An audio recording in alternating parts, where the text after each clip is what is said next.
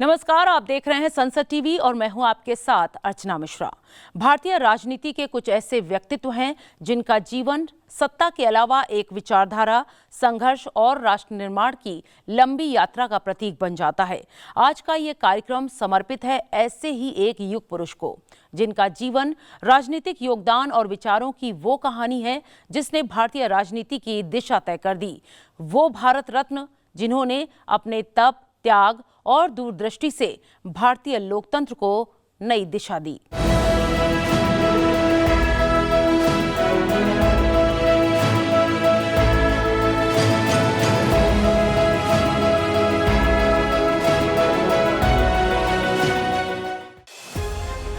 भारतीय राजनीति के क्षितिज पर अगर विचारधारा की दृढ़ता, संगठन क्षमता और राष्ट्रवाद की प्रतिबद्धता को एक नाम में समेटा जाए तो वो नाम है लाल कृष्ण आडवाणी। लाल कृष्ण आडवाणी की ये यात्रा सिर्फ एक राजनेता की कहानी नहीं, बल्कि एक विचार की परिपक्वता और राष्ट्रनिष्ठा के निरंतर संकल्प की गाथा है।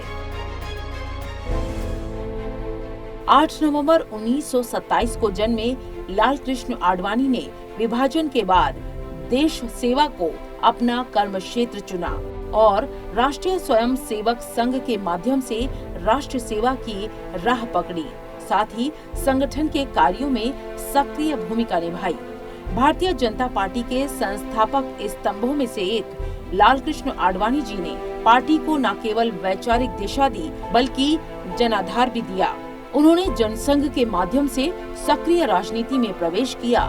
1990 की ऐतिहासिक राम रथ यात्रा ने उन्हें जननेता के रूप में स्थापित किया। देश के भीतर बदलते राजनीतिक हालात और वैचारिक संघर्षों के बीच लाल कृष्ण आडवाणी जी का मुखर होना भारतीय जनता पार्टी के विस्तार से जुड़ता चला गया।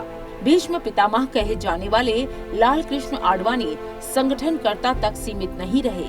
वे देश के उच्च स्तर पर पहुंचे और राष्ट्र सेवा की। आंतरिक सुरक्षा, आतंकवाद के खिलाफ सख्त नीति और प्रशासनिक दृढ़ता के लिए जाने गए।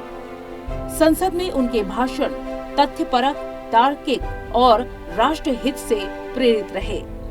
लोकतंत्र, संविधान और संसदीय परंपराओं के प्रति उनका सम्मान हर दल के लिए अनुकरणीय रहा।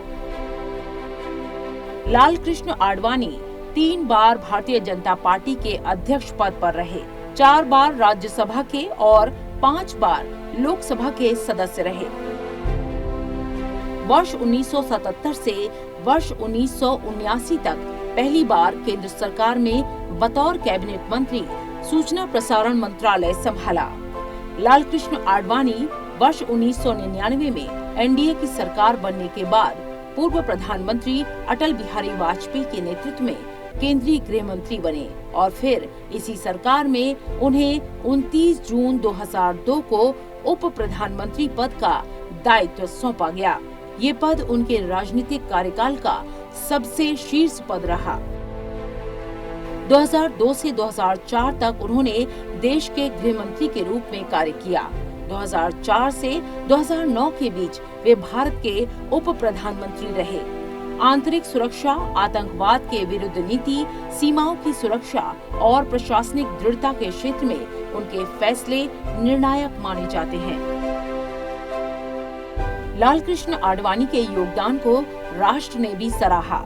2015 में उन्हें पद्म विभूषण से सम्मानित किया गया। 2024 में देश के सर्वोच्च नागरिक सम्मान भारत रत्न से सम्मानित किया गया। ये सम्मान उनके राष्ट्र निर्माण में दिए गए अतुलनीय योगदान का प्रतीक है। साथ ही उनके सार्वजनिक जीवन की उनकी प्रतिबद्धता और लोकतांत्रिक मूल्यों के प्रति उनकी निष्ठा का प्रतीक है।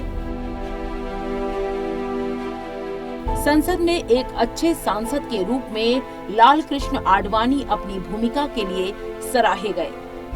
संसद में उनके भाषण तथ्यपरक, संयमित और लोकतांत्रिक मूल्यों से प्रेरित रहे। उनके विचारों में संवाद की गरिमा और राष्ट्रहित की स्पष्ट झलक दिखाई देती है। राष्ट्रवाद, लोकतांत्रिक मूल्यों और सुशासन की उनकी सोच ने पीढ़ियों को प्रभावित किया। भारतीय जनसंघ के प्रारंभिक दिनों से लेकर भारतीय जनता पार्टी के उदय तक, संसद की राजनीति से लेकर देश के उप प्रधानमंत्री पद तक, जिसने भारत के लोकतांत्रिक जीवन को गहराई से प्रभावित किया। 6 दशकों से अधिक की उनकी राजनीतिक यात्रा न केवल भारतीय राजनीति के विकास को समझने में महत्वपूर्ण है, बल्कि ये बताती है कि सिद्धांत, संगठनात्मक क्षमता और वैचारिक स्पष्टता, लोकतांत्रिक प्रक्रियाओं के प्रति उनका समर्पण कैसे किसी नेता को युग पुरुष बनाते हैं। हम किसी एक राज्य का समर्थन करने की बजाय अगर ये कहें कि अब समय आ गया है, 1953 में 54 में भाषा के आधार पर एक राज्यों का पुनर्गठन हुआ था और तब स्टेट्स रीऑर्गेनाइजेशन कमीशन बनी थी।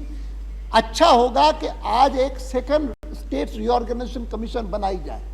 यह विचार मेरी पार्टी के सामने अनेक बार आया, लेकिन हमेशा जब सोचते थे तो लगता था कि जब पहली स्टेट्स रीऑर्गेनाइजेशन कमीशन थी तब एक पार्टी काफी मजबूत थी, छाई हुई थी सारे देश पर, और उस स्थिति में जिसको कह सकते हैं कि फिसिपेरस टेंडेंसीज वो भी कोई बहुत ज्यादा नहीं थी। पड़ोस का कोई ऐसा देश नहीं था कि जो पूरी देर इस बात की ताक में रहता था कि कोई ऐसा मुझे आंदोलन कहीं दिखाई दे जिसको बढ़ा करके मैं उसको एक डिस्टेबलाइजिंग फैक्टर बना दूं भारत की राजनीति में। और इसीलिए उस समय स्टेट्स रीऑर्गेनाइजेशन कमीशन बनी।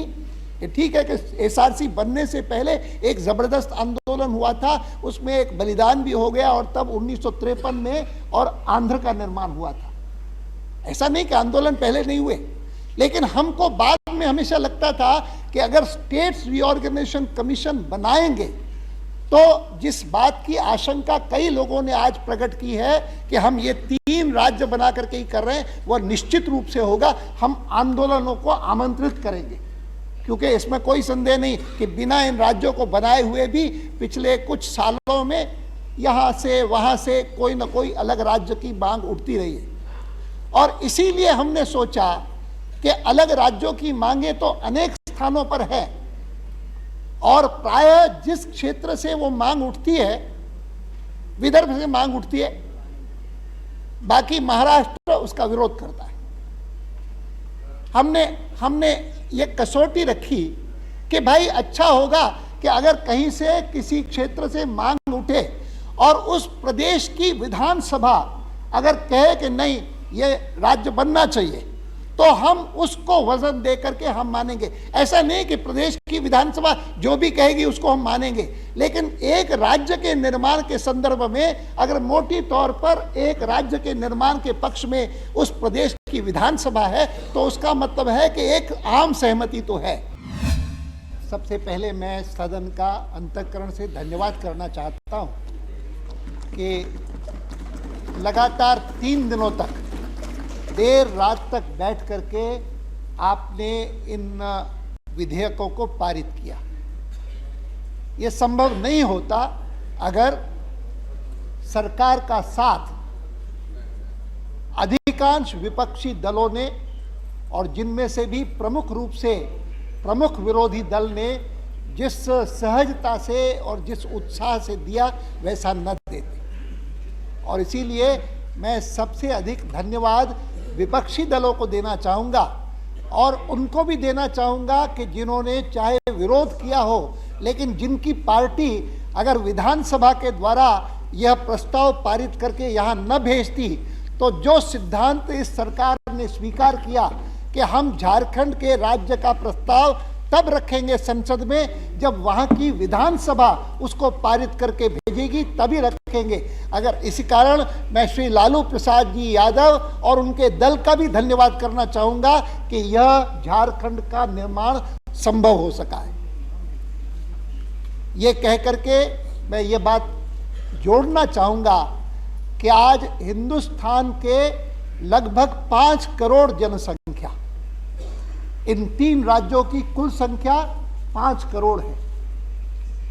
2.25 करोड़ छत्तीसगढ़ की, 75 लाख के करीब उत्तरांचल की, और 2.25 करोड़ इस झारखंड राज्य की।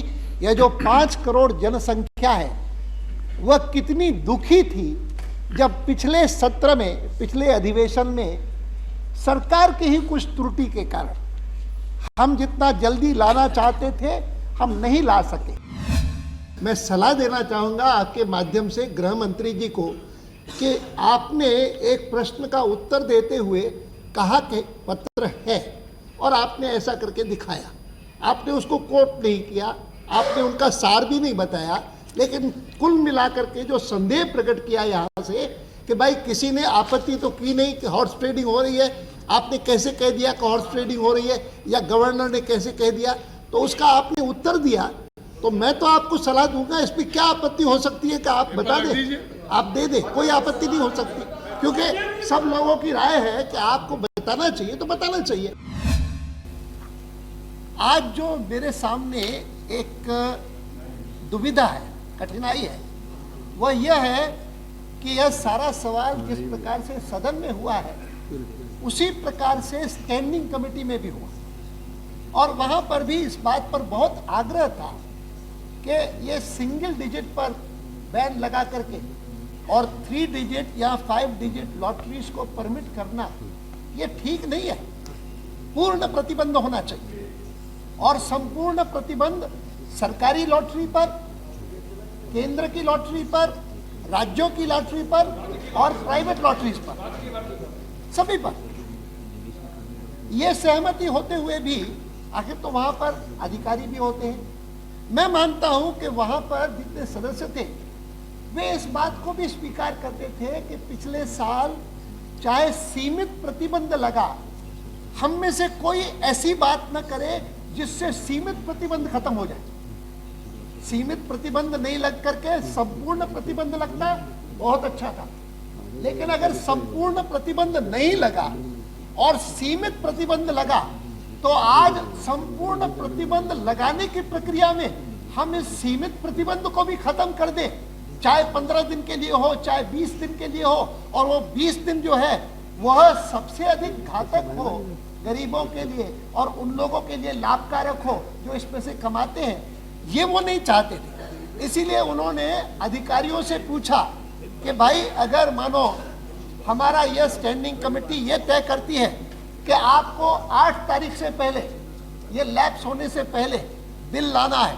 तो आप ला सकते हैं। और उन्होंने जवाब दिया कि हम नहीं ला सकते, क्योंकि मैं उनको दोष नहीं देता हूं। मैं ये मानता हूं कि यह समझना चाहिए कि यहां पर चाहे सर्वसम्मत हो कि लॉटरीज पर पूरा प्रतिबंध होना चाहिए, लेकिन देश में एक बहुत बड़ा वर्ग, बड़ा नहीं होगा छोटा होगा, लेकिन बड़ा सबल वर्ग है जो इस बात पर तुला हुआ है कि हम इस लॉटरी के बैन को न चलने दें।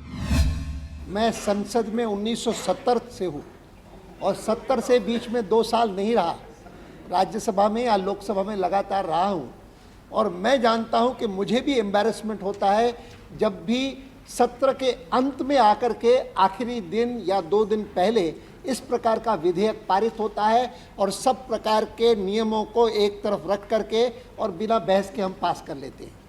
और इसीलिए मूलतः जो बात उन्होंने कही उसमें बहुत वजन है। हमने हाउस ऑफ कॉमन्स की नकल करके ये तय किया कि हाउस के मेंबर्स अपना फैसला खुद करेंगे, और उसकी व्यवस्था है, ऐसा नहीं कि व्यवस्था नहीं है। व्यवस्था यह है कि एक joint parliamentary committee on salaries and allowances हमने बनाई हुई है, वो सिफारिश करती है, उस सिफारिश के आधार पर हम फैसला करते हैं। और क्योंकि वो भी एमपीज की कमेटी है, कोई बाहर की कमेटी नहीं है, इसीलिए हम जब भी फैसला करते हैं, मैं जानता हूं कि सांसदों को कितना कष्ट रहता है आर्थिक दृष्टि से, 2-2 इस्टेब्लिशमेंट्स वो रखना। ईमानदार अगर सांसद है और अपने काम में जुड़ा हुआ है तो वो आर्थिक दृष्टि से परेशान रहता है, निश्चित रूप से। I would say that the arguments advanced on both sides, whether on this side or on that side, have been heard earlier also thrice. First in the Lok Sabha, then in the Rajya Sabha, then in the joint session. And the sum and substance of it is that because it is abused, therefore it should be repealed. I do think that India's would be a unique case in the whole world where it is universally acknowledged today that the most gravest threat to civilized society and particularly to democracies is terrorism. And the ordinary law in existence in most democracies is inadequate to meet that threat, that challenge. And therefore it was that we in the earlier Lok Sabha decided that India must also respond to the general realization, even in the United Nations Security Council, there ought to be in all countries special laws against terrorism. We did it. Now today that special law is being repealed. This will be the first country in the world to do that. And even though terrorism continues till today it continues in the whole country, someone can say POTA has not stopped terrorism. I agree. But there have been instances pointed out that POTA has served to be to some extent a deterrent, and it has also served to punish those who indulge in this crime. Sir, but my submission is that I heard the debate and I found that those who are against repeal of POTA, they pleaded that this matter be referred to the standing committee. I have been in this office since 1998, and I remember how many state governments, how many police officials of the states have been coming to me telling me that after the lapse of TADA, there is no law which deals with certain particular parts of crime. Now, it was said by the Mr. Radhakrishnan that it did not prevent the attack on Parliament. He is very right.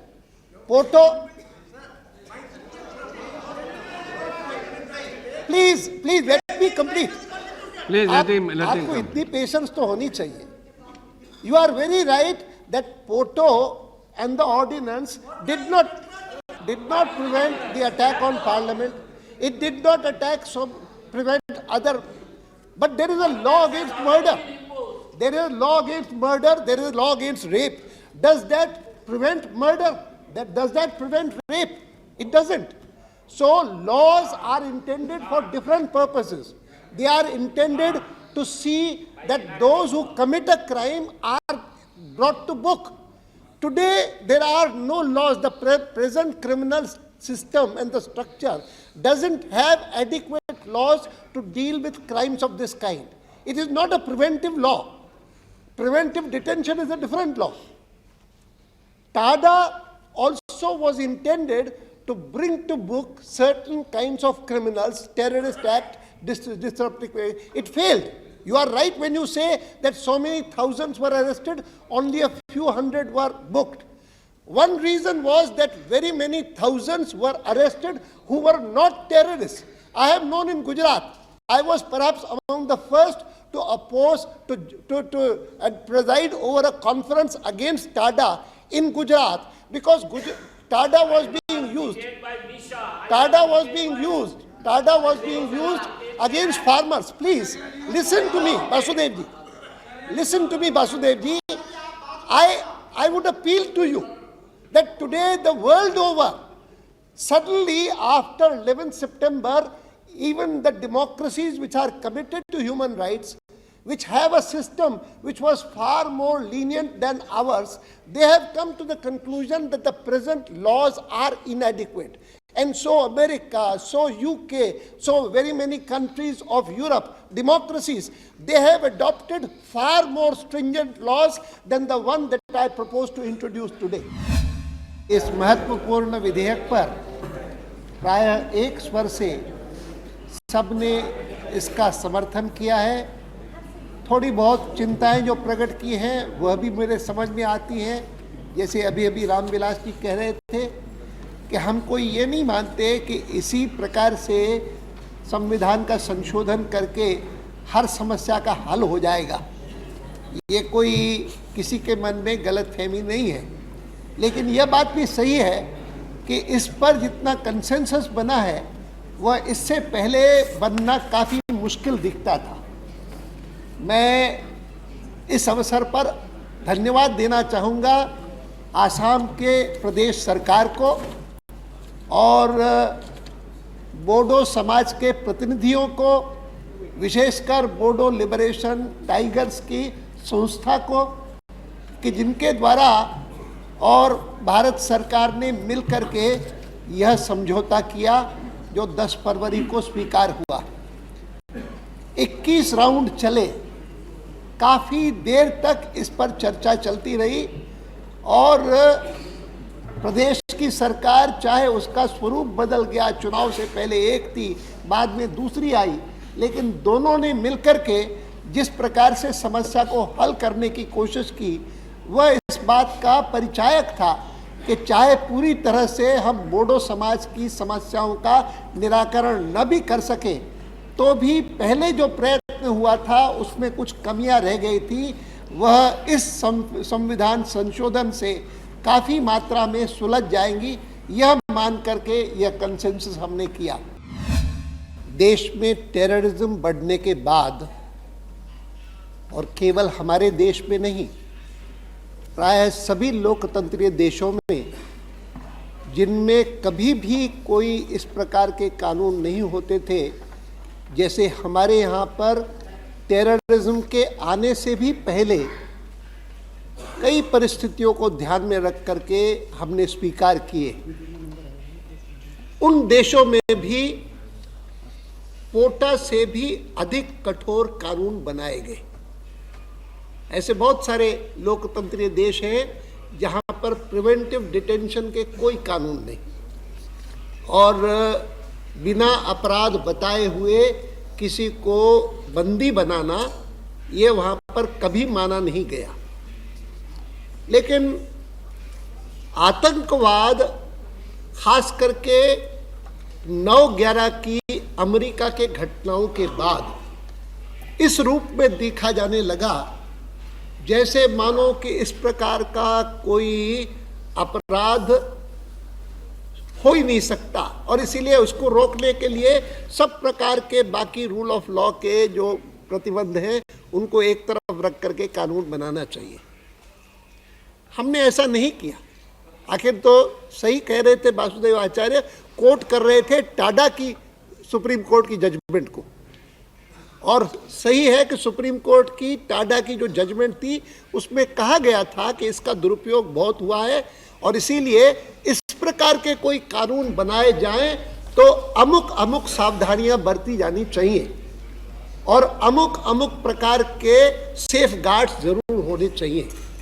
मैं इस बात का जिक्र इसलिए कर रहा हूं कि आतंकवाद से यह देश पीड़ित रहा है 2 दशकों से और सब लोग परेशान रहे हैं। जम्मू कश्मीर, पंजाब तो बहुत परेशान रहा, लेकिन बाकी देश के भाग भी बहुत उससे दुखी रहे और इसीलिए एक वातावरण बना था कि ऐसे कानून होने चाहिए कि जिनके द्वारा अगर कोई अपराध इस प्रकार का करता है तो उसको दंडित किया जाए और उसको कन्विक्ट किया जाए, ऐसी स्थिति आए।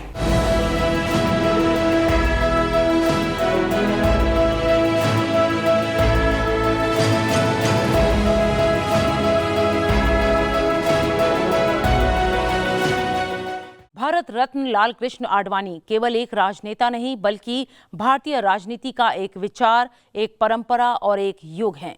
उनका जीवन हमें सिखाता है कि राजनीति केवल सत्ता नहीं बल्कि राष्ट्र सेवा का माध्यम भी हो सकती है। लालकृष्ण आडवाणी ने भारतीय राजनीति में एक ऐसी परंपरा स्थापित की जिसमें विचार सर्वोपरि और राष्ट्र प्रथम रहा। आडवाणी जी की दशकों की इस राष्ट्र सेवा का सम्मान सभी ने हमेशा पूरे गर्व के साथ किया। भारतीय राजनीति के प्रखर राजनेता लालकृष्ण आडवाणी जी का जीवन हमें यह संदेश देता है कि राजनीति सत्ता, नेतृत्व और शासन की भूमिका के साथ साथ राष्ट्र निर्माण का दायित्व भी है। उनकी यह जीवन यात्रा आने वाली पीढ़ियों के लिए प्रेरणा, अनुशासन और राष्ट्रभक्ति का आदर्श है। तो इस खास प्रस्तुति में इतना ही। मुझे मेरी टीम के साथ दीजिए इजाजत। नमस्कार।